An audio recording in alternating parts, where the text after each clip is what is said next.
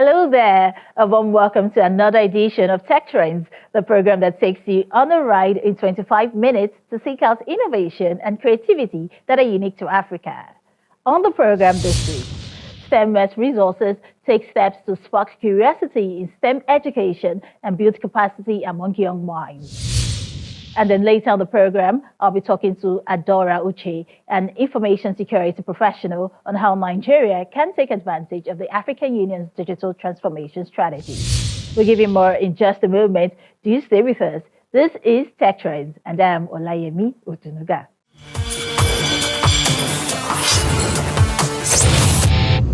IT for a long time has been about how do you make old processes more efficient.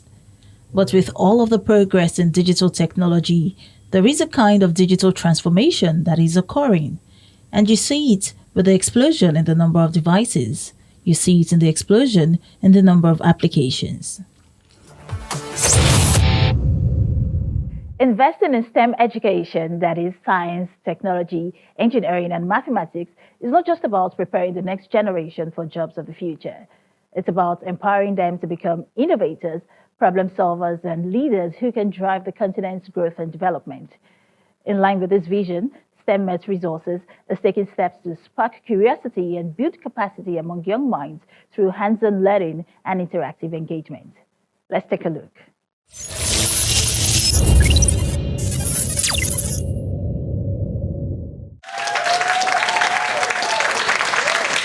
For Africa to leapfrog as a global leader in addressing trends in emerging technologies, cybersecurity, climate change, the green economy, and global health, the continent must fully capitalize on STEM education and skills. This perspective, highlighted by the World Bank, aligns with the African Union's Agenda 2063, which is a blueprint for Africa's long-term growth and development. Recognizing the strategic role of STEM-based programs, STEM Resources, a social enterprise dedicated to nurturing and equipping young minds with critical STEM skills for the past decade, tapped into the opportunity by preparing them for a competitive global economy. And now, with the intention to do more at this space-inspired event. A decade ago, STEM Met started with a dream to make education exciting, to make it hands-on, but most of all, to make it transformative. We envisioned a world where learning went beyond just textbooks, beyond cramming and regurgitating, and beyond just learning to pass exams. We dreamed of a world where every child could experiment, could build, could create, and most importantly, imagine. So in these 10 years, that dream has turned into a movement. We have reached over 30,000 students. Thank you. Empowering them with skills in robotics, coding, engineering, and more. Our programs have inspired young girls to dream big, enabling students to innovate solutions for real-world challenges, and equipping and equipped educators with the tools to nurture the next generation of problem solvers. Emphasizing the urgency of prioritizing STEM education in Africa, the keynote speaker highlights the need for strategic investments in science, technology, engineering, and mathematics to bridge the gap between Africa and the rest of the world. Why does STEM matter now more than ever before? In the 21st century, STEM is no longer a field of study or discipline. It is the backbone of progress and innovation, and it has become increasingly our daily lifestyle. The world around us is changing at an unprecedented pace. Artificial intelligence, renewable energy, biotechnology, space exploration, and climate change solutions are redefining lives, industries, communities, and the world generally. Our world has never presented us with as much possibilities as we see today. For Nigeria and Africa as a whole, STEM is the bridge to a brighter and more prosperous future. We're playing catch up as a nation, as a continent that has most of the population as young people. And we're better, to showcase the power of STEM rather than in Africa and Nigeria. It is the key to solving our unique challenges, because our challenges really are unique to us, from healthcare to agriculture, to infrastructure, to energy. More importantly, STEM education has the power to unlock the potential of our greatest resource, our young people.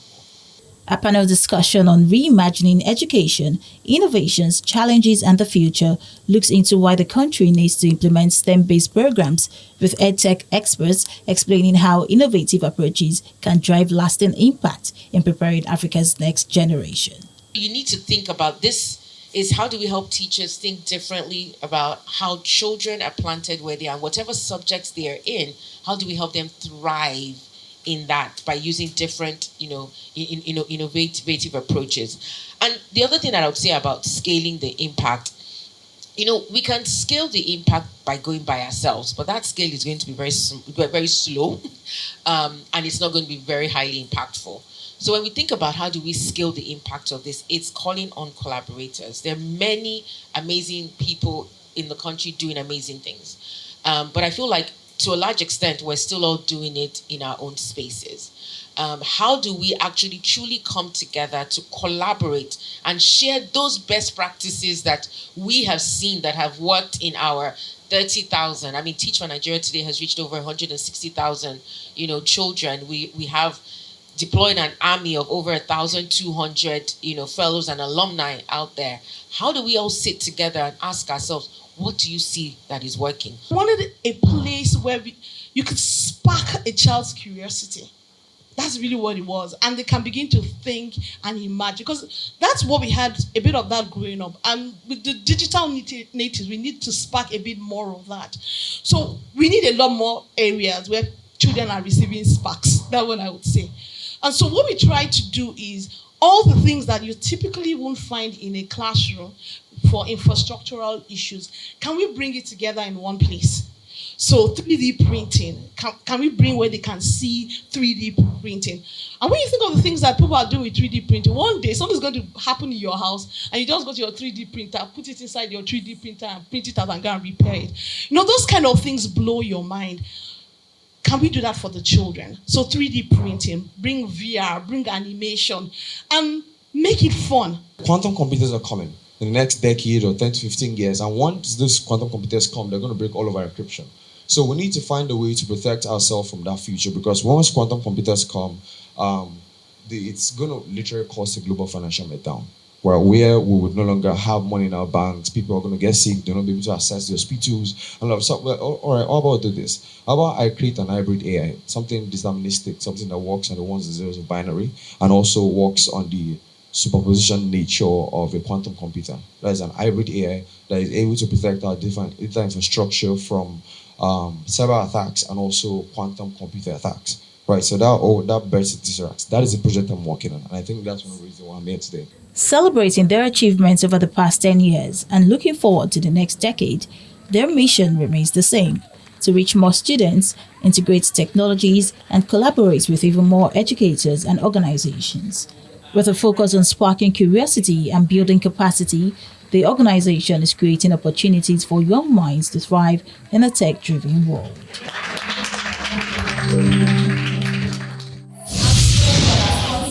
The fifth edition of the annual CIO and C-Suite Awards serves to honor those who have significantly contributed to digital innovations and forged partnerships that catalyze transformation in our rapidly changing global landscape.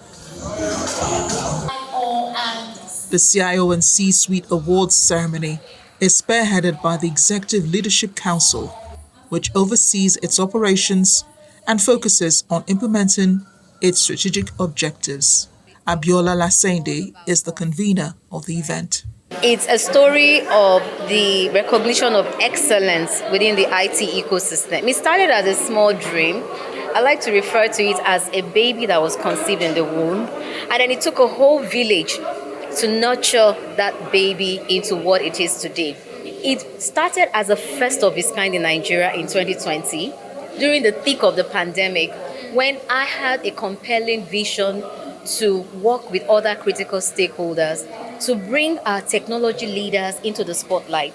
Awards categories include real estate, education, fintech, other financial institutions, telecommunications, technological services, and media.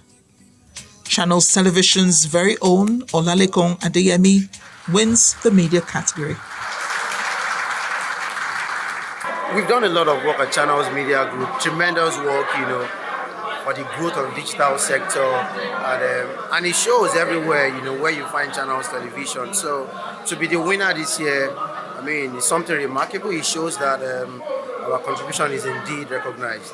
Established in the year 2020, the CIO and C-Suite Awards Africa has become a pivotal platform that connects thought leaders, technology innovators, and digital transformation experts from 11 African countries.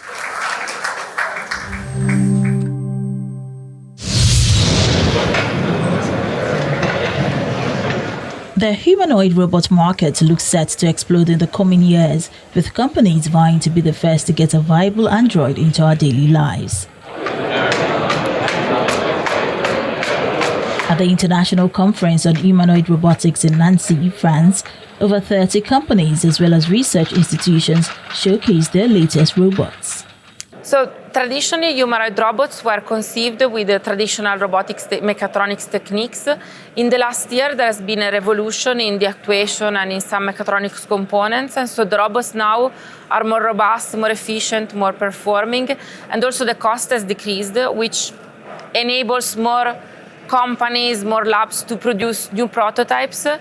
And so we are really witnessing a huge revolution, a huge increase in the number of startups and number of companies that produce new platforms.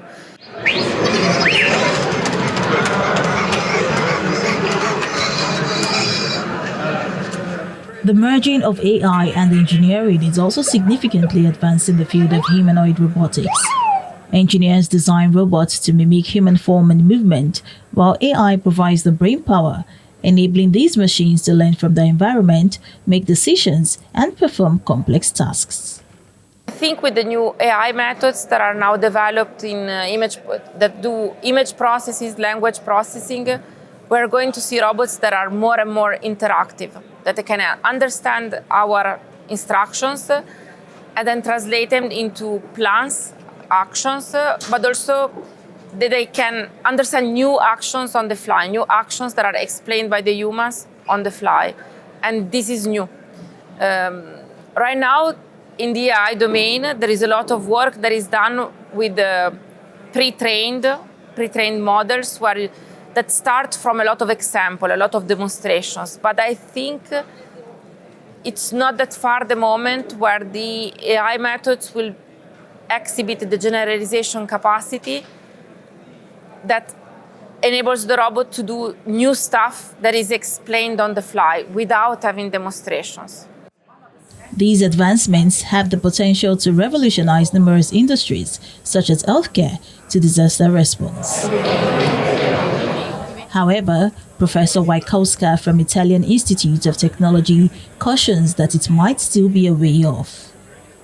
The limits in terms of intelligence, well, I guess at this moment is what I just mentioned, is being naturally in real time able to respond to the environment, to the human, and act in complex environments like home, for example, or clinical setting like where we are. So I think this is still a big challenge, and we're very far away from making robots fully autonomous to be able to interact with humans in such a way. The pace of building robots and improving their performance and decreasing the cost continues with the same trend of these last years. Maybe in 5-10 years, we can see like robots that are really cheap and that you can buy and they can do stuff. But honestly, I don't know if it's going to be the same price of a car, and so something that everybody has, or something that is more shared, like a tool that is in some places that then you can share. But I don't know if there will be a personal use. Nevertheless, the largest tech companies are investing billions in adopting AI. And according to venture capital firm Acel, Funding of AI and cloud companies in the US, Europe, and Israel is estimated to hit $79.2 billion by the end of 2024.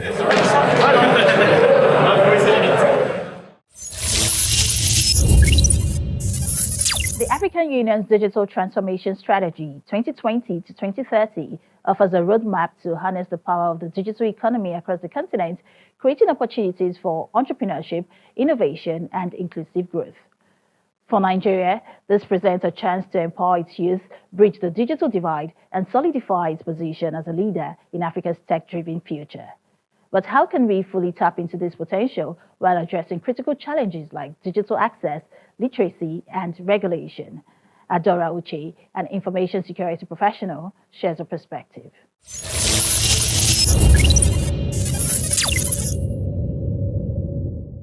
Adora, digital transformation is often seen as a major driver of economic growth and, innovation. Now, in your opinion, how can Nigeria leverage the African Union's digital transformation strategy to boost our, digital economy and truly benefit from it?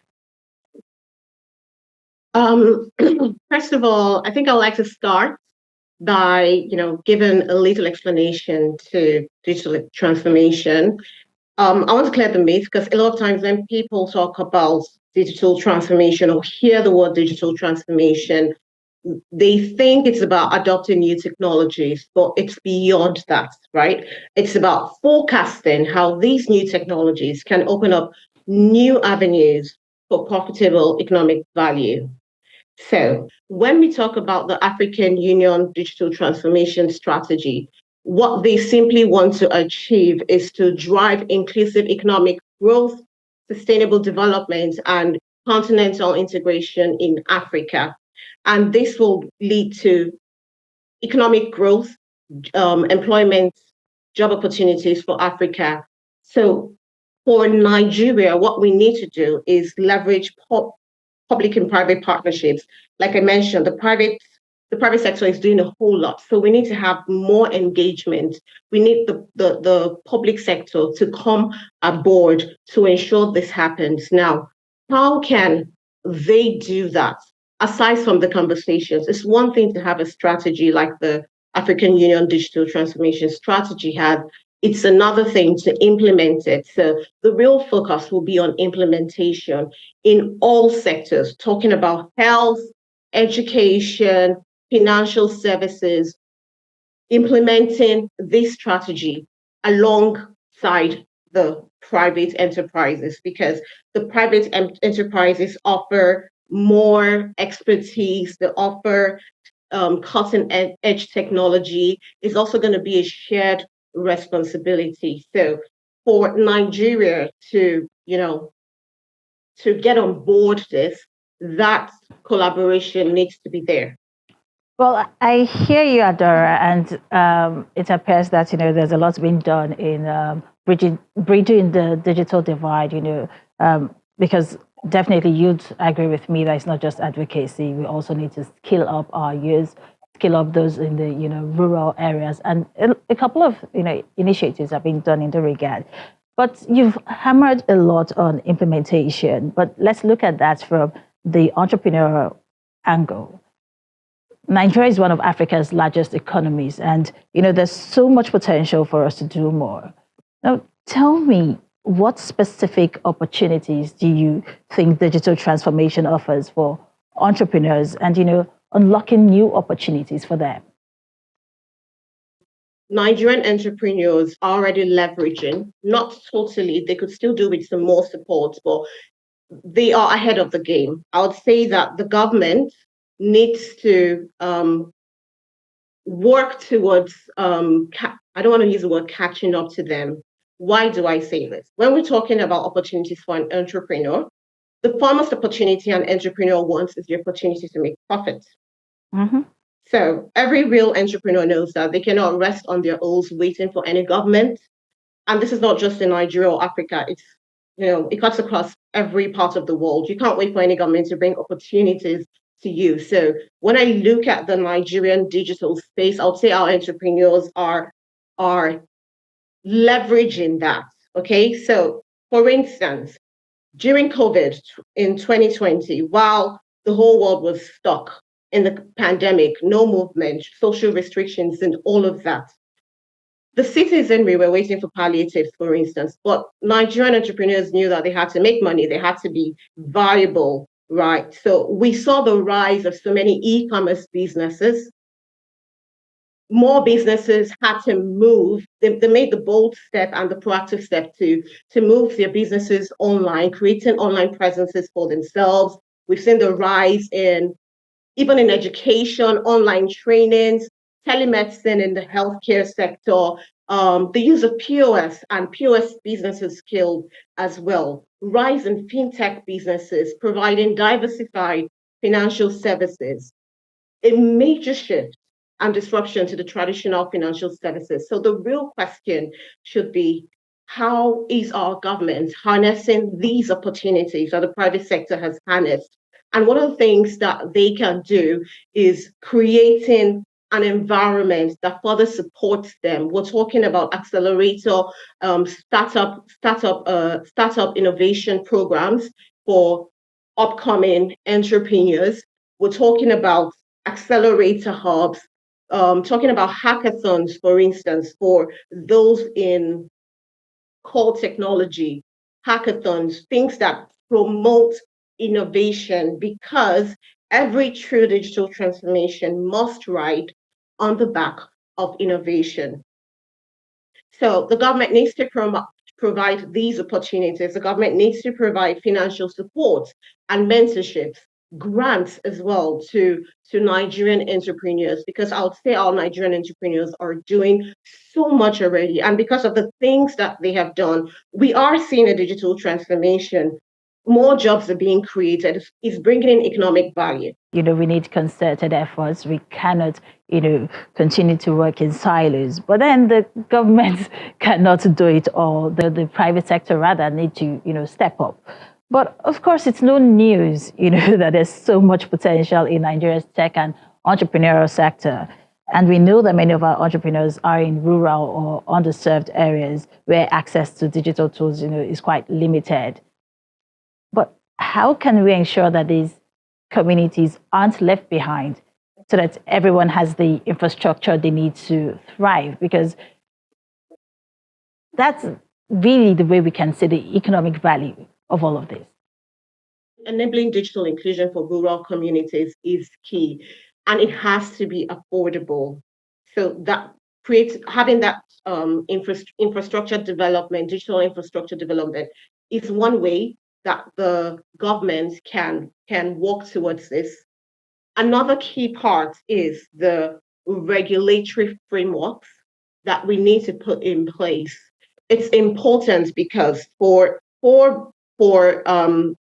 you want to have private and public partnerships, these frameworks and compliance frameworks also help support these businesses, because they need to know that in case of, there are a lot of cyber risks, for instance, in case of risks and breaches, they are covered, they are protected. We have a law that protects them.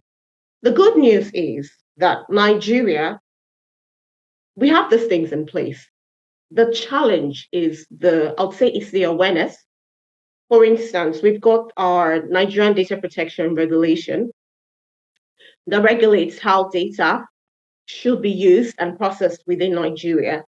I've read it. It's quite similar to the GDPR, which is the strongest data protection regulation in the world as at today. Quite good, quite strong. But what is the awareness there? So we need to do more awareness of the things that the government has put in a lot in place, but people are not aware of it. So the government needs to do more awareness. And I believe that, collaboration with the private sector will also help drive this, aside from the government's own awareness plans. So digital infrastructure development will help.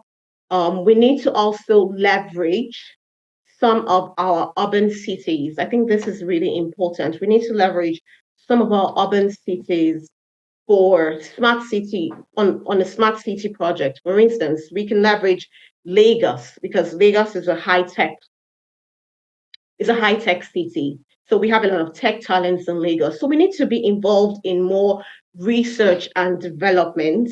We need to look at how we can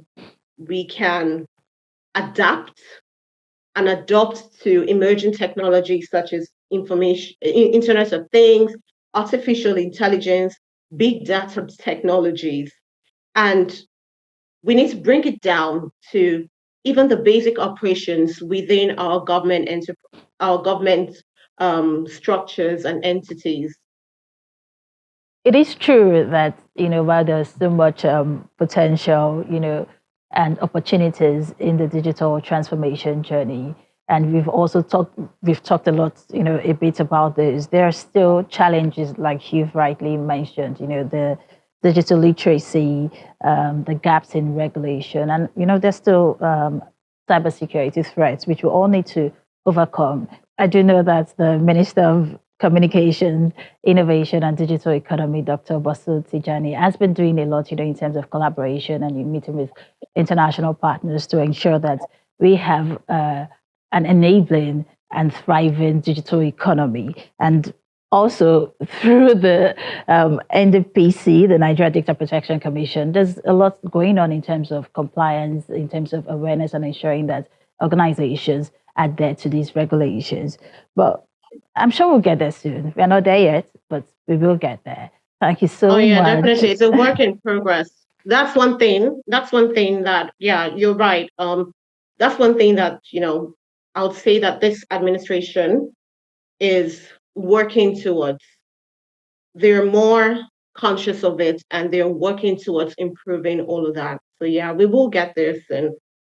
Thank you so much, Adora Uche, information security professional. It was a pleasure having you join us on Tech Trends. Thank you for having me, Emmy.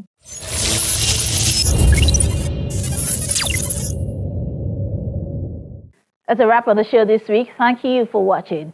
Just as always, we will continue to show you how startups, big techs, and eventful thinkers are crafting homegrown solutions using technology in the country. And if you missed any part of the show, you can always catch up on the channel's TV accounts where we have all of our episodes. And as usual, I encourage you to watch, share, and like your favorite editions. For Tech Trends, I'm Olayemi Otunuga. See you next time.